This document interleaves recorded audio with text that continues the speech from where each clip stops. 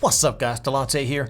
Welcome back to the channel. Today we're going to be taking a look at Apple's views on privacy in 2021. Now, Apple has had quite a few features in privacy for a while now, some interesting features coming up in the very near future, and one concern in regards to privacy that's already been circulating in discussion.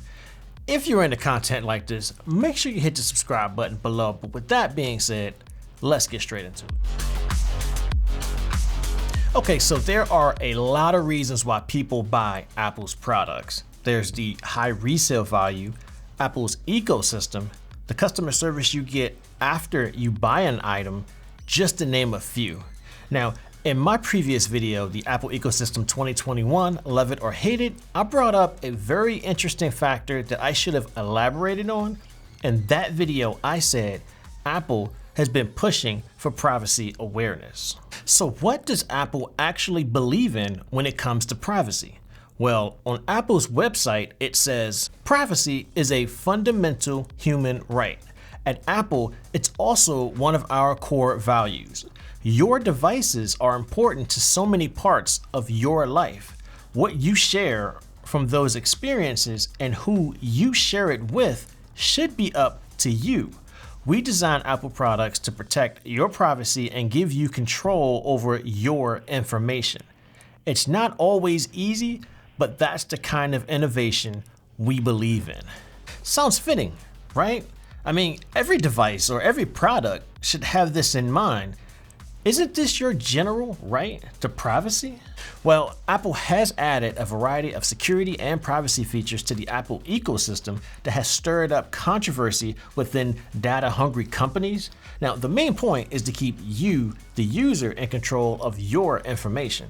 As we all know, Apple has a feature that requires the app developer to ask permission of the user before tracking that user between websites and apps.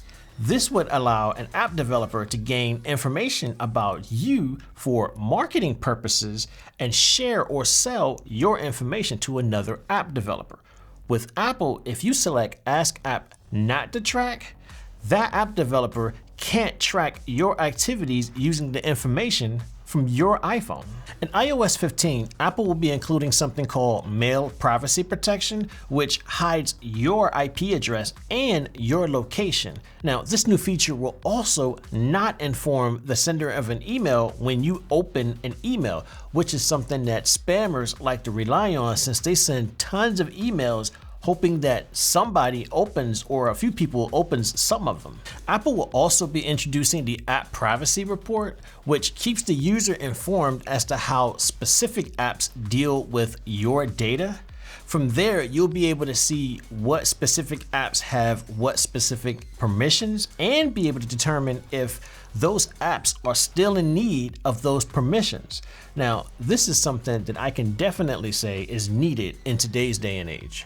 With all that being said, I did mention that there was a concerning issue in regards to privacy. Now, Apple has been known to say what happens on your iPhone stays on your iPhone. And as a matter of fact, Apple and the federal government has had a love-hate style relationship for a little while now. Now, there's plenty of examples out there, but the one example that comes to mind is of a Saudi national who was accused of shooting 3 people at a Florida naval base in December of 2019. The government found 2 iPhones on the person and thought those iPhones will make the investigation a lot easier in regards to finding out connections, motivations, and things of that nature. Well, the government couldn't get access to the iPhones, so they asked Apple to unlock the devices. Apple stood firm and said no. The reason Apple said no? It's not about the phones. It's about a years-long push by the Department of Justice for broader government oversight of mobile technology. If Apple says yes to this request or anything like it, they say it would jeopardize the privacy of every single iPhone user. Now, where you stand on this particular debate is a topic for another video, but this does show that Apple does take privacy very seriously. You see this example and think Apple is taking a firm stance on privacy.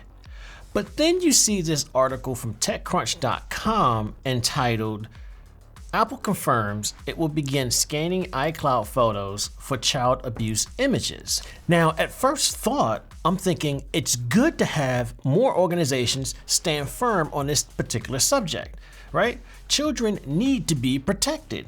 They don't really have the experience to know what's good and what's not, right? But then you look deeper and see that Apple will be rolling out technology that will report child sexual abuse material, or CSAM, to law enforcement and still preserve the user's privacy.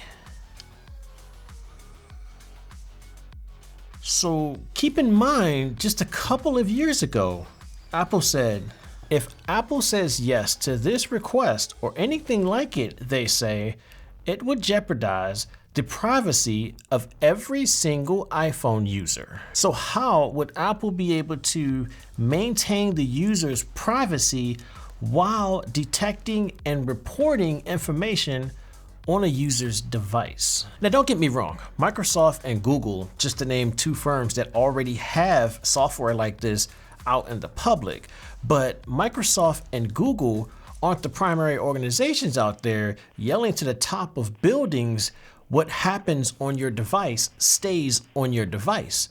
Apple is the group that has that prominently displayed literally on the top of buildings. Apple will be using a technology called neural hash, and it's supposed to be conducted at the device level. Now, if the user uploads something that's potential CSAM, it will go through a sequence of checks before a manual review is conducted. All photos on a user's iOS or Mac device will be converted into a bunch of numbers and letters called hash. Now, before that photo is uploaded to the iCloud Photos app, the photo or the hashes will be verified against a database of CSAM hashes, primarily from a group like the National Center for Missing and Exploited Children. The neural hash would then use a technique called private set intersection, which then Apple uses something called threshold secret sharing that allows decryption only if it crosses a certain threshold. Apple would then do a manual review of the content and shut the user's account down if the content ends up being accurate. They would also report the information to the National Center for Missing and Exploited Children, who would then report the information to law enforcement. Now, the neural hash is reported to be coming to the US first, and we have no idea as to when it's going to be released to the rest of the world.